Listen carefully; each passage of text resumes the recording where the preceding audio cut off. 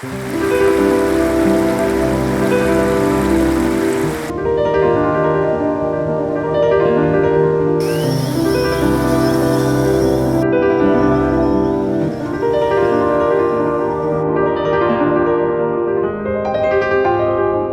folks, Zeno here. So basically this week I kind of wanted to bring up the video that I shot last week, Pentax in Iceland, and basically wanted to show how I rigged up the GH5 that I'm filming on right now to the Pentax 6.7 and how that was rigged up and how I went about shooting, frankly, in Iceland. Basically the whole idea was I didn't want to go into this shooting the same way that everyone else does, you know, showing up at a waterfall with a polarizing filter over there. Of course, everyone's, I'm sure, is getting amazing shots, but I really wanted to bring something different to the table. So here's kind of how I accomplished that. Hope you enjoy. First of all, I was heavily inspired by folks at Maison Carnot. They did the Paris through Pentax. The scenes in it, how it was shot, you know, sort of the multi-dimensionalness of the video itself effectively had me absolutely mesmerized.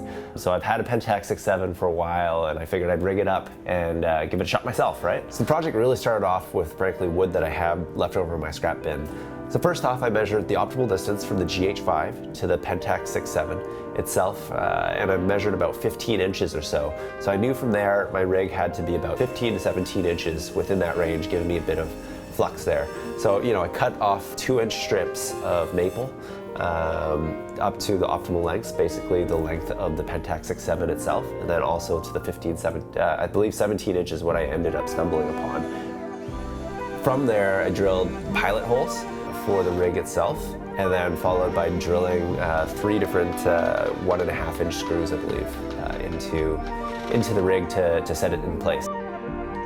So with the L bracket in place, I then measured and drilled a few holes to put in the 1/4-inch screws that effectively go through the tripod mounts of each camera.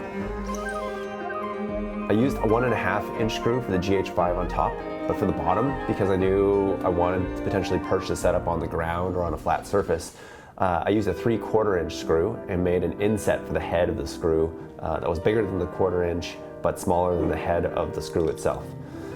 With the rig set up, I then connected the cameras, and voila, it was literally time to shoot. It was kind of pretty sick, actually. I'm pretty glad it kind of came together.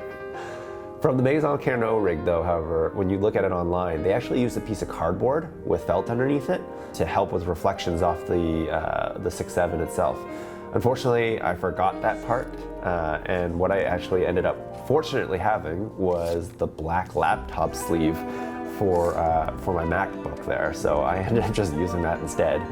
So one of the main challenges that I found was that, you know, it seemed like in the parachute there wasn't a ton of wind, whereas Iceland was just a completely windy bastard the entire time.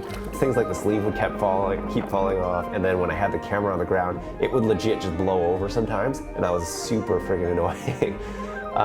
Since the shots were fairly short in nature, I would wait out the gusts and eventually get my shot there. Other than that, it was literally just trying to find magic, and Iceland obviously didn't let us down. It's an absolutely incredible place, and even though it seems as touristy and it seems like a place that's kind of been done at times, honestly, the further north you go, the further you get away from Reykjavik, the more beautiful and the less tourists there are, and it's just absolutely incredible. So I'd actually highly recommend it. So if there's any questions at all about my setup or Iceland or anything like that at all, feel free to comment below.